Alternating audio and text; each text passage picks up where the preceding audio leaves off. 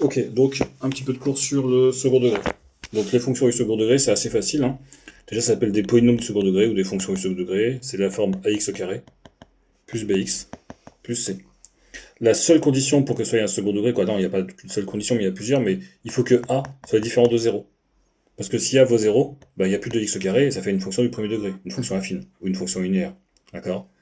Donc nous, on veut a différent de 0 et par contre, a, b, c, c'est des réels. Ce sont des réels. D'accord?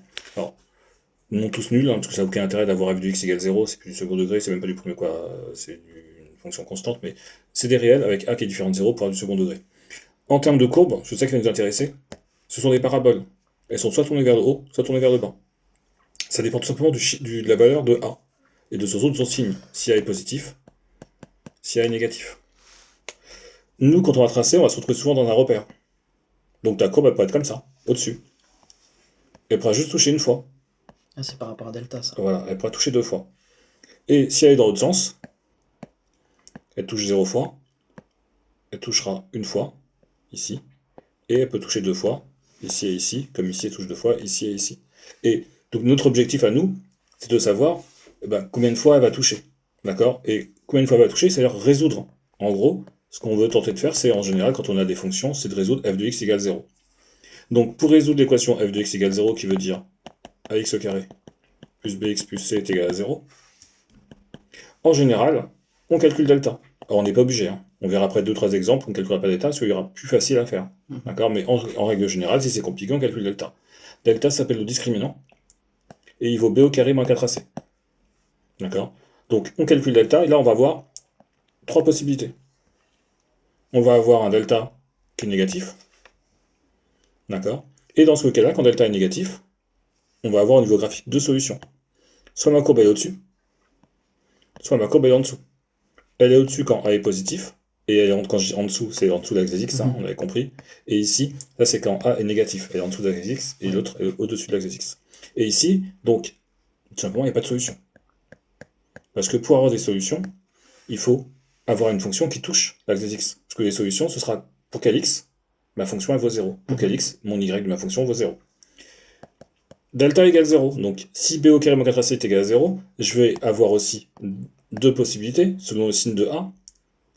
Ici, ça touche une seule fois, même si c'est mal fait ce que j'ai fait, mais ça touche une seule fois quand A est positif. Et ici, ça touche une seule fois quand A est négatif. Et donc là, j'ai une seule solution. Souvent, on dit une solution double. On verra après pourquoi on dit une solution double. On peut dire une solution double réelle, hein, elle est réelle, hein, et qui est... Alors juste, je reviens juste sur pas de solution, je vais rajouter pas de solution réelle. Parce que on verra l'année prochaine, si tu veux garder la spécialité et maths expert surtout, qu'il peut y avoir des solutions qui sont non réelles, des solutions complexes. Donc pour delta égale 0, une solution double, donc voilà, réelle, on n'a pas obligé de préciser. Et cette solution double, c'est x0, ce qu'on appelle x0, c'est moins b sur 2a. Et on a la troisième possibilité, quand on calcule delta, c'est d'avoir un delta qui est positif.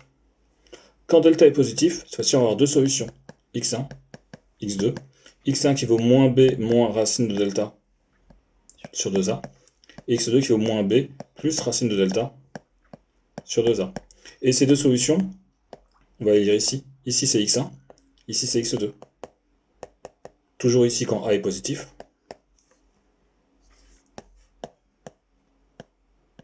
Ici c'est si A est négatif. Et pareil, chez x1 et chez x2. Alors attention, x1 et x2 en termes de position, il peut être inversé, hein. Oui. C'est-à-dire que tu peux avoir x2 ici et x1 ici. D'accord? C'est pas parce que c'est x1 qu'il est avant x2. On les calcule et le plus petit c'est le plus petit et le plus grand c'est le plus grand. Alors, là on vient de voir un petit peu comment résoudre. Donc là on vient de voir comment résoudre f de x est égal à 0. Ce qu'on peut rajouter, c'est les cas un peu faciles. Imaginons que j'ai f de x qui est égal à 3x au carré plus 5. Donc, j'ai du A, il vaut 3, j'ai du B qui vaut 0, et j'ai du C qui vaut 5. Donc en gros, je suis en train de faire le cas où B vaut 0. Et imaginons que je vais le résoudre. Alors bien sûr, je peux calculer delta. Quand je dis résoudre, c'est résoudre f de x égale 0. Alors, juste quand on résout f de x égale 0, ça s'appelle aussi trouver les racines. Trouver les racines, c'est trouver les x qui font que ma fonction elle s'annule. Donc résoudre f de x égale 0, c'est résoudre 3x au carré plus 5 égale 0. Bien sûr, je peux calculer delta. C'est assez rapide, hein, parce qu'en plus b vaut 0. Mais là, le plus simple, c'est d'essayer de résoudre directement. Donc je prends 5, je mets de l'autre côté. Ça fait x au carré est égal à moins 5 sur 3. Et là, bah, moins 5 sur 3, c'est négatif. Et x au carré, c'est toujours plus grand ou égal à 0 pour tout x qui appartient au réel.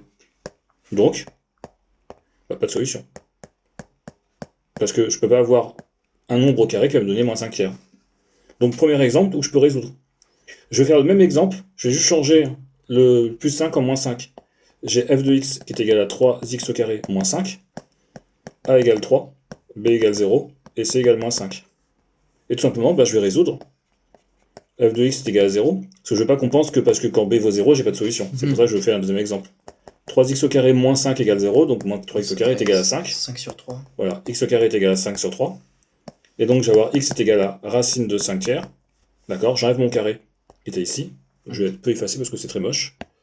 Pas très bien. Hop, je remets juste. Tiens, on va changer de couleur. X au carré est égal à 5 tiers, donc j'ai x, j'enlève mon carré, et donc c'est positif, hein, 5 tiers, donc on y est. X égale à la racine de 5 tiers. La racine, c'est très mal fait ce que j'ai fait, mais elle va juste en dessous. Ou x est égal à moins, le moins est devant. Hein. Et j'ai mes deux solutions. On n'oubliera pas quand on a des solutions, on met bien s égale, et on met des solutions, on met d'abord la plus petite. Pareil, ma racine elle est un petit courte ici, là je la rallonge. Hop, vu que je l'ai fait très courte, je remets une deuxième en dessous. Point virgule, racine de 5 sur racine de 3, ou bien sûr je peux aussi écrire une grande racine, racine de 5 tiers, comme j'avais fait avant. Ok pour ça. Deuxième cas où on peut aussi résoudre directement. Je redonne un autre exemple. 3x au carré, moins 5x. Cette fois-ci j'ai du A, j'ai du B, mais mon C vaut 0. Alors que le cas qui était au-dessus, c'était le B qui valait 0 et les deux autres existaient. B il vaut 0, c'est aussi un chiffre, donc C égale 0, mais on va dire qu'ils sont différents de 0. Tout simplement, je vais résoudre directement, donc f de x égale 0, donc ça égale 0, et le plus simple à faire, c'est de factoriser x. Donc ça nous fait 3x moins 5 est égal à 0. Donc, si je développe, si je fais marche arrière, toujours quand je factorise, on vérifie si c'était une bonne idée. Enfin, c'était une bonne idée, et surtout si on a bien factorisé. Donc, 3x fois 3x, ça fait 3x au carré, j'ai mon moins qui est ici. Donc, on voit un petit peu ma souris qui se balade. Et x fois 5, 5x. Et tout simplement, équation produit. Équation produit nulle, donc x égale 0, donc c'est une première solution, où 3x moins 5 est égal à 0, donc x est égal à 5 sur 3. J'ai mes deux solutions, je n'oublie pas d'écrire mes deux solutions, s égale, et je mets mes solutions. Donc, en factorisant, je peux y arriver. Là, c'était une résolution directe, pour cet exemple-là. L'exemple aussi. Ne pas avoir de solution, ça veut dire que c'est faux. C'est juste qu'on n'a pas trouvé de solution. Pas de solution, ça veut juste simplement dire que, ici, dans cet exemple-là, ma courbe était comme ça, pour celui-ci. Oui. Ok. Ici, et pour l'autre, c'est voilà, je suis comme ça. Voilà, j'ai deux solutions et A est positif. Ici, j'ai deux solutions, donc une qui vaut 0, donc c'est pas un souci. Donc en gros, je passe par ce point-là, et je passe ici. On va supposer que ça c'est 0, et ça c'est 5 tiers. Bien sûr, j'aurais pu faire la même chose avec un A qui était négatif, et si un A qui était négatif, c'est juste que la courbe aurait été inversée. D'accord? Ce qui n'est pas le cas ici, puisque A est positif. Troisième possibilité, si on veut résoudre, imagine qu'on a x au carré plus 2x plus 1. D'accord? Bien sûr, on peut toujours calculer delta. Mais si on voit une factorisation, on fait, bon là j'ai fait exemple tout bidon, hein, mais en gros x au carré plus 2x plus 1, c'est une équation, c'est une entière marquable, et c'est x plus 1 au carré. Et ben, quand je fais x plus 1 au carré égale 0, ben, c'est la même chose que x plus 1, facteur de x plus 1 est égal à 0. Ça veut dire que c'est x plus 1 est égal à 0 ou x plus 1 est égal à 0. Ben, ça sert à rien d'écrire deux fois la même équation, hein. On aura la même solution, donc x égale moins 1. Et donc là, j'ai qu'une seule solution. Je la remécris parce qu'on va pas très bien. X est égal à moins 1.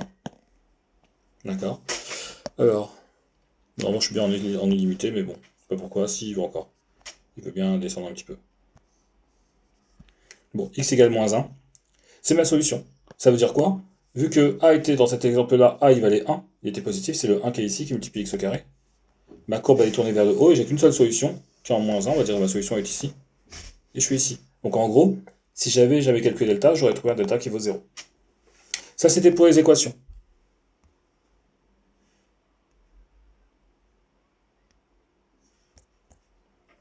Voilà, je crée une nouvelle feuille. Pour les équations, donc on va avoir quoi? C'était pour les équations, maintenant on va faire les variations. Donc tout simplement, on a vu que si A était positif, ta courbe est tournée vers le haut. Ça veut dire quoi en termes de variation? C'est-à-dire que je fais d'abord décroissant et croissant. Et là j'ai f de x. Tu peux mettre variation de f de x, moins infini plus infini. Et tout simplement, là, c'est le sommet de la parabole. Que ta courbe, elle soit comme ça. Qu'elle soit que au-dessus. Qu'elle touche qu'une seule fois. Ça s'appelle le sommet qui est ici. Et son x du sommet. Donc le sommet, on appelle toujours S. S comme sommet. Son x, c'est moins b sur 2a. Et le y du sommet, tout simplement, imagine j'ai trouvé 5 ici, quand je fais mon calcul. C'est f de x du sommet. C'est f de moins b sur 2a. C'est f de 5. D'accord? Donc ici, je vais mettre f de moins b sur 2a, parce que ici, c'est pas chiffré. Et donc, là, j'ai mes variations. Et quand on veut les variations, en général, on veut les coordonnées du sommet ou du minimum. Hein. Ça, c'était quand a était positif. Et tout simplement, la même chose quand a est négatif, sauf que ma courbe va être retournée. Donc, je vais devoir être croissant, décroissant. Ici, je mets f de x. Ici, je mets l'infini plus infini. Et c'est pareil, c'est un sommet. D'accord? Alors, c'est bizarre de dire un sommet, c'était un creux. Hein. Mais pour moi, c'est tellement habituel de dire que c'est un sommet que Oui. ça me n'est pas l'idée de te dire, attention, c'est un sommet, mais c'est le bas le plus bas. Ici, c'est x du sommet, c'est pareil, hein, qui vaut la même chose. Et y du sommet, bah, f de x du sommet. Je vais mettre y du sommet. Donc là, on a nos variations. En termes de signes de f de x, bah, tout simplement, on va avoir 6 cas. Ici, donc, on est dans le cas où a est positif. Et j'ai 3 cas possibles. Donc pour le premier, la fonction, parce que quand on cherche le signe de f. Est toujours positif. Est toujours au-dessus de l'axe des x. Pour le deuxième,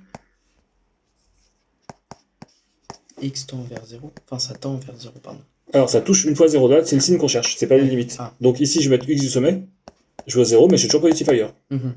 En gros, c'est le signe, et avoir le signe, c'est savoir quand est-ce que je suis positif, quand est-ce que je suis négatif. Et pour le dernier, voici, bah, c'est quand delta. Donc après, j'ai pas reprécisé, mais là, delta était négatif. Ici, delta, il valait 0. Ici, delta, il est positif. D'accord? Et donc pour le troisième, que je vais faire ici, au niveau du signe, entre les racines, je suis négatif. Pour les racines, je vois 0 parce que c'est les racines. Oui. C'est solution d'équation avec x égale 0. Entre les racines, je suis négatif. C'est cette partie qui est ici. Tous les points qui sont ici, que je vais mettre en rouge. Tous ces points-là, leur y est négatif. Et tous les autres points, leur y est positif. C'est le signe de a, sauf entre les racines. Voilà. Après, moi, je le fais avec la courbe. Oui. Voilà. Et là, on peut le faire quand a est négatif. Quand a est négatif, donc je vais avoir 3 possibilités, pareil, dans un repère. Je peux être toujours comme ça, comme ça, et comme ça. Donc là, je suis toujours négatif. Là, je suis négatif, sauf ici, où je veux 0. Je parle du signe. Hein.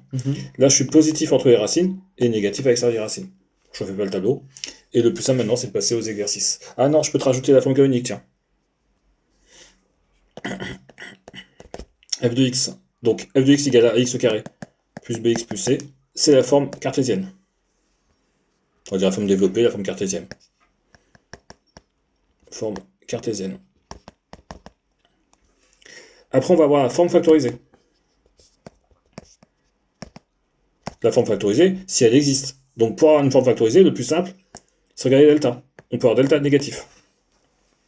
On peut avoir delta qui est égal à 0 et delta qui est positif.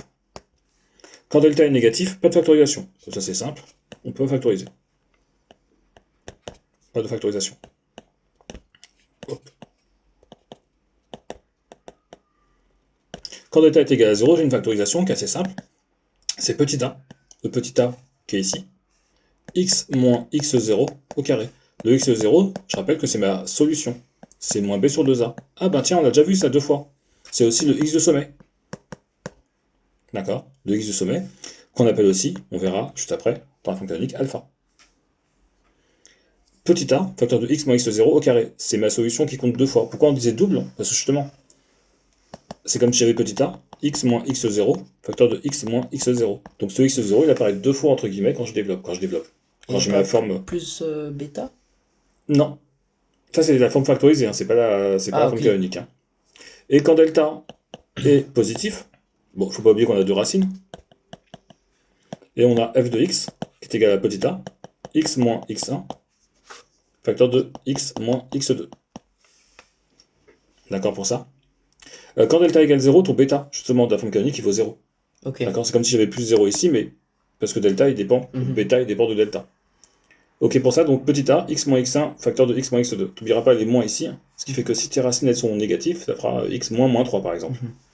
Et donc, vu que tu m'as demandé... Quoi, tu m'as demandé? Tu m'as pas demandé, mais je te la donne quand même. La forme canonique, f de x est égal à petit a, x moins alpha au carré, plus bêta. Alors, je vais mettre bien le alpha. Alpha, il faut calculer tout de suite, hein, c'est x du sommet, c'est moins b sur 2a. Et bêta, le plus simple à faire, c'est de dire que c'est f de x du sommet. C'est ton y du sommet, simplement. D'accord. Voilà la forme canonique. On a une autre formule pour bêta, mais je m'en souviens plus. Je crois que c'était bêta est égal à moins delta sur 4a carré. Mais j'ai un doute sur le carré à chaque fois. 4A, 4 fois a carré. Ah oui. Mais j'ai un doute sur le carré. Mais ouais, mon prof, il nous avait donné une technique Bah c'est ça la technique. Hein. qui... C'est ça, hein, c'est bêta est égal à f de x sommet est égal à y du sommet. Non, justement, ouais, la formule, mais au lieu de faire toutes les formules, on pouvait avec un certain calcul passer de la forme développée à la forme canonique. Avec des chiffres ou avec des lettres? Avec des chiffres. Ouais, donc c'est pas ça, c'est avec là sur avec des lettres. Oui. D'accord. Oui, ça c'est juste la relation. Bah tout simplement on va le faire si tu veux. f de x est égal à 3x au carré moins 4x plus 5. C'est ça, moi je pense que c'est ce que je t'ai donné. Hein. Ça c'est la forme développée. Je crois, ouais. Tu veux la forme canonique. X du sommet. Moins b sur 2a. B c'est moins 4. Hein. Donc je vais les écrire ici. A égale 3. B est égal à moins 4. C égale à 5. Moins b sur 2a ça fait moins 4. Donc ça fait 4. Sur 2 fois 3. Je simplifie les deux. Ça fait 2 sur 3. Y du sommet, donc ton bêta, c'est f de 2 tiers. Donc je calcule. 3 fois 2 sur 3 au carré. Moins 4 fois 2 sur 3, plus 5. J'ai juste simplifié un 3 qui est ici, un 3 qui est ici, parce que lui il est au carré. Donc ça fait 4. 2 au carré ça fait 4 sur 3. Moins 8 sur 3, plus 5 fois 3 sur 3. Ça fait 15. D'accord. 15 ça fait 19. 19 moins 8 ça fait 11. Ça c'est ton bêta. C'est aussi ton y du sommet. Ta forme canonique, c'est f de x est égal à petit a, x moins alpha au carré plus bêta, il ne reste plus qu'à remplacer. Petit a, on a dit que c'était 3. X moins alpha, alpha, c'était 2 tiers. Plus bêta, plus 11 sur 3. Et pour avoir la forme factorisée, il faut calculer delta et les racines, de toute façon. Voilà pour ça. C'est bon pour vous, monsieur? Oui. On va passer aux exercices.